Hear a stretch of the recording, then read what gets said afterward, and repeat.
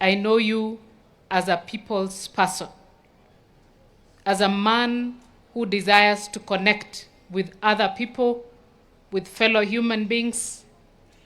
And as our brother is coming from the county assembly to occupy the office of the executive, the expectations are beyond the sky. But allow me, now that I am serving a second term, in the North Rift Economic Bloc, I am the only deputy governor that is serving a second term. And I am offering to hold the hand of my son, Evans, and allow and guide where I can, so that there is going to be harmonious working between you and him for the benefit of the people of Uasin Gishu. May the Lord bless this great county. May the Lord bless you, Evans, as you start your new journey. We are there. We will support you. We know that you are able. Asante sana.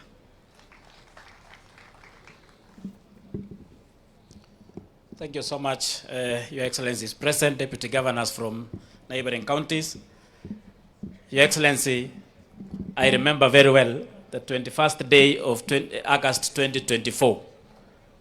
This is the day that His Excellency forwarded my name to the County Assembly as the nominee for deputy governor. I was both humbled and deeply moved by the news of my nomination. As we step out of the County Assembly, Soti Sanaya's song Kingengo filled the air. The Rylics, who knew we would get here, it is only God, perfectly captured the profound gratitude and wonder I felt in that moment. Today, I am humbled to stand before you, deeply thankful for God's grace and favor, which have guided me to this extraordinary moment. I am profoundly grateful to you, Your Excellency Dr. Jonathan Chelin B., the Governor, for the honor and trust you have placed in me by appointing me as the third Deputy Governor of Great County of Uasin Gishu. Your Excellency saw in me a young man, a determined and humble servant of the people, and a representative of our youth whom you deemed fit to serve as your deputy. With this trust, Your Excellency, I commit myself to serve with dedication. Your Excellency, sir, my appointment as the Deputy Governor is a message to young people everywhere with faith, hard work, resilience, and a commitment to serve others. You will find opportunities to rise. To Justice Wananda and the judicial officers who presided over this ceremony today, asanteni sana.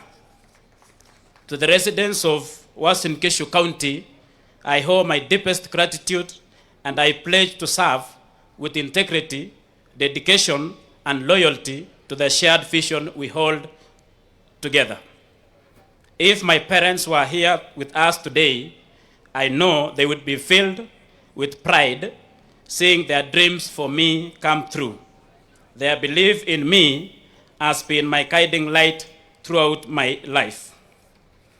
Your Excellency, sir, I also wish to recognize my predecessor, Engineer John Barorot, for his significant contributions to our county. His dedication has left a lasting mark in Uasin Gishu County, and I wish him great success as he embarks on his international career in the ICT sector. Your Excellency, I accept this responsibility with humility and resolve, confident in your well-founded decision. I promise to serve you and the people of Uasin Gishu diligently, upholding the values of this office. As your principal assistant, Your Excellency, I will strive to ensure that we create a legacy of service excellence to the future generations that the future generations will remember. I am guided by the Nguzo Kumi blueprint, the Constitution of Kenya, and other laws, and I commend Your Excellency, the Governor, for your commitment to realizing its goals. This blueprint, that is Nguzo Kumi, is a testament to our shared vision, and I am honored to work alongside you to bring transformative progress to our residents. To my wonderful wife and our 2 children, your love, support, and prayers have been my anchor. Thank you for being with me on this journey. I am truly blessed to have you in my life. I also wish to thank my siblings whom we have walked together this journey of struggle for the last 24 years since our parents left. I also want to say thank you to my siblings and the family, the entire family. I also extend my appreciation to the County Assembly of Uasin Gishu, led by the Honorable Speaker Philip Muigai, the Clerk of the County Assembly, my immediate former colleagues, MCAs, for their support and trust in me. Their confidence, shown through their unanimous approval, is inspiring, and I look forward to working with them to serve our county effectively. To the people of Tembelia Ward, I am immensely grateful for your constant support and faith in me and electing me unanimously in general elections 2022. You elected me to represent you in the 2022 general elections, and that trust has shaped me as a leader, as that leader I am today. I pledge to continue working tirelessly now alongside our governor to make a meaningful difference for all residents of Uasin Gishu. To the wider community of Uasin Gishu, I stand here committed to service, accountability, and upholding the constitution of our great nation. I am deeply ready to work tirelessly with our team to achieve the positive change and development that our county deserves. Once again, I thank the judiciary for facilitating this ceremony, and most importantly, His Excellency, the Governor, for his profound opportunity to serve. Your Excellency, Governor Uasin Gishu, nakushukuru sana. I promise kwamba nitakuwa mwaminifu, nitakuwa msaidizi wako, nitakuwa mtumishi wako, na tutasukuma pamoja nguzo 10 ya hapa Uasin Gishu County kuona ya kwamba umeacha legacy kama governor wa Uasin Gishu. I am reminded of a quote from Jenu Ajebe's Things Fall Apart. A man who calls his kinsmen to feast does not do so to save them from starving. They all have food in their homes. When we gather together in the moonlight village ground, it is not because of the moon. We come together because it is good for kinsmen to gather.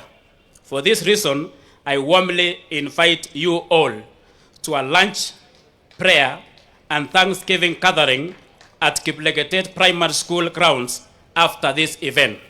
Karibuni nyote pale Kiplegetet, Tembelia Ward for our Thanksgiving ceremony. Thank you all, and may God bless you all.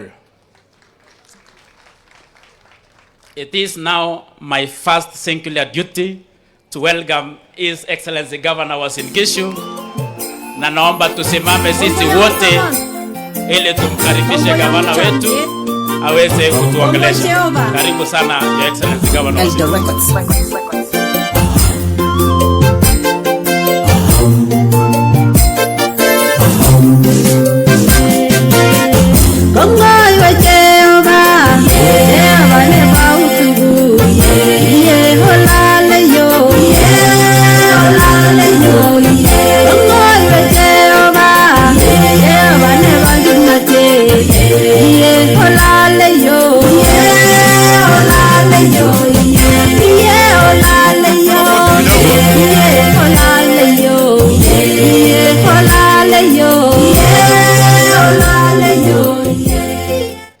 Thank you very much. You can choose to sit or stand. First and foremost, Your Lordship Justice John Wananda, judicial officers who are here, Deputy Governor, the newest now in the region or in the world, I don't know, together with your spouse, the First Lady of Uasin Gishu County, who happens to be my wife, Honorable Speaker, deputy governors from our neighboring counties, members of county assembly, elders, we call them council of elders, the clergy, led by Father Cordius today. I know he's very happy. Kapkea is his member. He's one of his sheep in the church, together with the family. All very important people from Uasin, Gishu and neighborhood. Our good choir from Sisto and the great people, our guys who sing and they jump and you wonder how you will dance that song. Mawel G. Together with all the people who have come to celebrate and witness the inauguration or the swearing in of my new deputy governor. Good afternoon. Chamge, amjambo. Buti nyoshe mkono namna hii nione kama muko pamoja na igniters. I can see you fine. It is a significant day for our county as we warmly welcome a new leader into our progressive administration. To my friend and my mentee, the new Deputy Governor of Uasin Gishu, Honorable Evans Kapkea, congratulations. I wish to welcome to this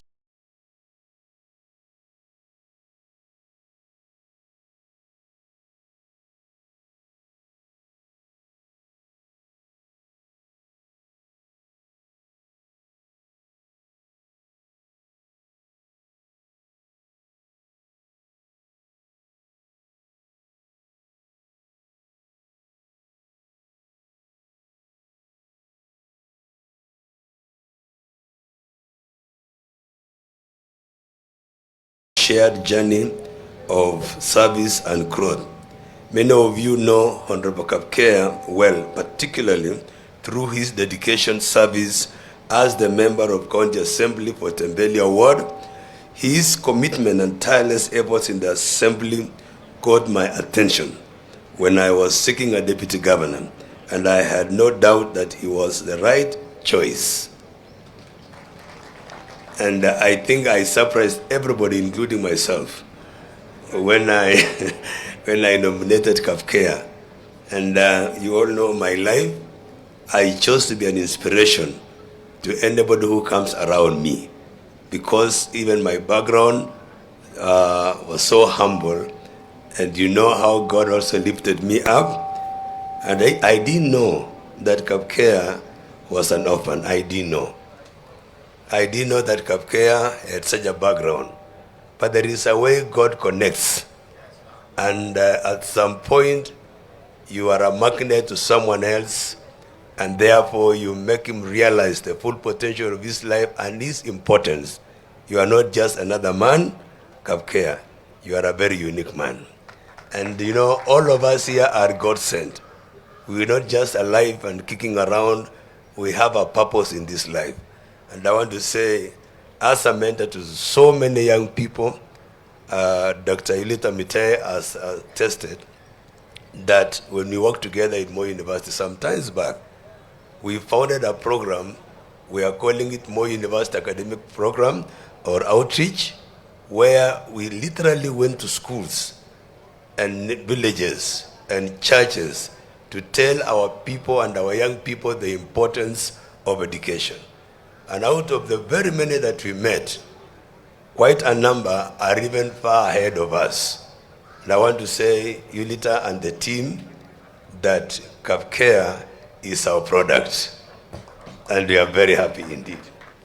Secondly, during his tenure as a chair of trade, as well as a member of the Budget, Finance and Appropriation, held delegated legislation and cooperative committees, he demonstrated both vision and action, making tremendous strides that strengthen our county's economic landscape.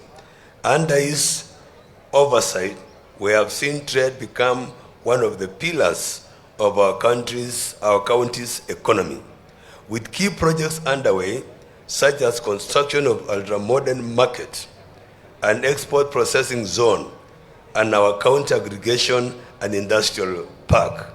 We want to say we also owe this to members of the County Assembly and our brother Kapkea. Together, we will continue to position the city of Eldoret as a hub of commerce and opportunity for all. And as we move on with our NOREP block, we are made as a county of Uasin Gishu as trade champions. This city has grown because of trade. And this city has come to flourish the way we see because of the business community. And it is good that Kapkea, you are the chair of trade. So you will know how to go about. Your input is really needed so that we can boost our county, especially the city, to become such a vibrant trading center or trading hub. Uasin Gishu County is already leading with the NOREP counties, particularly in trade. And our county now boasts of 9% GDP growth rate, up from the previous 5%. This is testament to the conducive environment we have fostered for our investors. On Kapkea, I urge you to prioritize enhancing this environment. And as you come on board, we are making strides on many fronts through the Nguso Kumi blueprint. Many people ask, what is this Nguso Kumi? Nguso Kumi is a plan that which I persuaded the people of Uasin Gishu to give me their votes as a governor, and a second governor after our brother Jackson Mandago. Nguso Kumi is a manifesto. What do we stand for? What is it in Ugatuzi that you want to achieve? And to date, one is roads, Nguso number Sita. To date, we have successfully created over 2,100 kilometers of roads. Why not of the rain that came the other day? The roads over 700 kilometers have been traveled and paved an additional 140 kilometers. Our infrastructure improvement has continued to receive a lot of attention from my government. We are investing over 1.3 billion to improve roads in our informal settlements of Kapsaos, Uruma, Kipkaren, and Langas through KISI program, a world-funded program. Additionally, we have embarked on works in Bandaptai Street, the street that has given us problems for many years, especially when it rains and there is that storm water coming from the other side. That plans are now underway to revamp other roads within the Eldoret city under the Kenyan Urban Support Program. On the health front, we are supplying drugs to all our 138 facilities while improving our infrastructure. Our recent drug consignment was 44 million from KEMSA. This time we do our best. The problem is, and I want to agree with other governors, that this KEMSA has gotten a lot of monopoly. Sometimes we pay or we procure drugs in advance, but they delay supplying. This year we did pay in July, and we waited for 2 months, and it is not good for us, especially those who are playing politics here, because we want to serve the people of Uasin Gishu. I want to say this is part of our commitment to ensuring that our residents have access to quality and affordable health care. And you remember in July, we did launch Mama Rachel Maternity Hospital. And for a record, for the first time, what happens there is stories of new things, that babies are born like never before. Hiyo ni factory ya raia wa binadamu. Watoto wamezaliwa hapo mpaka juzi walikuwa ni 1,045 tangu Julai. Watoto kuzaliwa 1,000 sio rahisi. Ningeomba tafadhali mtembelee pale, especially wale mna mpango ya kusaa na mnangale mnasaa na muko na hiyo tamaa na hiyo roho iwafamie, na msiende kuzaliwa mahali pengine, endeni kwa Mama Rachel. The other day, the Senate Committee on Health, not Senate but Committee on Health, Parliament, they went there and they gave a testimony. So ukiona kuna Mungu anakutembelea, tembelea pale. I urge all the residents to register with Social Health Insurance Fund. We will facilitate this through registration points as ward officers and enlist our community health promoters to assist vulnerable residents. Our hospital upgrades are ongoing, with the Ban Forest Hospital ready to begin ICU services, cases at 85% completion, Turbo, Ziwa, and Mama Ridge Hospital making steady progress with maternal services. On education, our ECD teachers are currently on permanent and pensionable terms, and we are soon advertising for another 50 slots so that we can at least touch every school. We are also providing school milk to learners, our early learners, and supplying learning materials. For the last 2 years, we've been very consistent when we have our children being provided with milk, 40,000 of them, twice a week. That is a real milestone to us. I also encourage our youth to use the 13 BTCs available for skill development. And very soon, probably next week, we are announcing that we need some teachers or instructors. So hiyo tutaweka kwa matangazo, kila mtu mwenye masomea mambo ya skills, diploma na degree, tutatangaza wote wakuja wasaidie kuwa walimu ya BTCs wetu. Kwa hivyo mkwe tayari pia sana sana watu ya Uasin Gishu. Na mnajua juzi nilitangaza wale 428 na tayari wameingia kwa kazi pamoja, ukiongeza na hao wenye wanakuja, uongeze yenye nilikuwa nimewaandika awali, uongeze na walimu 1,300 na zaidi. Unajua sasa ni under 2 years nimeandika watu kazi zaidi ya 2,000 ama chini ya 2,000, na hiyo ni achievement. Serikali zote wana kaunti zinapitia shida kubwa, lakini hapa somehow tumejipanga in a way that lazima tukue na watu ambao wanafanya kazi. Na tunaomba serikali, leo asubuhi tumekuwa na chair ya commission CRA, Madam Chebukati, na tumeongea tukaambia tafadhali tafuta formula ingine, kwa sababu sasa sisi tumekuwa city, watu wanatoka kila sehemu ya dunia kutafuta opportunities hapa Eldoret. So nimeambia let us look for another funding model ama some formula yenye itatusaidia ili tuweze kupambana na hali ya city. Mambo ya solid waste management, watu wanataka biashara, watu wanataka infrastructure mzuri, watu wanataka hospitali. Kwa hivyo tumeongea na yeye leo na mimi najua ataenda kutekeleza. Through our partnership with Kenya Kwanza government, we have achieved significant progress in affordable housing projects in Pioneer, Kidiwa, AMS, and Eldoret Railway City. Make sure that you get a house through the Boma Yangu portal. Na kuna ingine tena wametangaza, but Kidiwa 2, kuna Kidiwa 1, alafu Kidiwa phase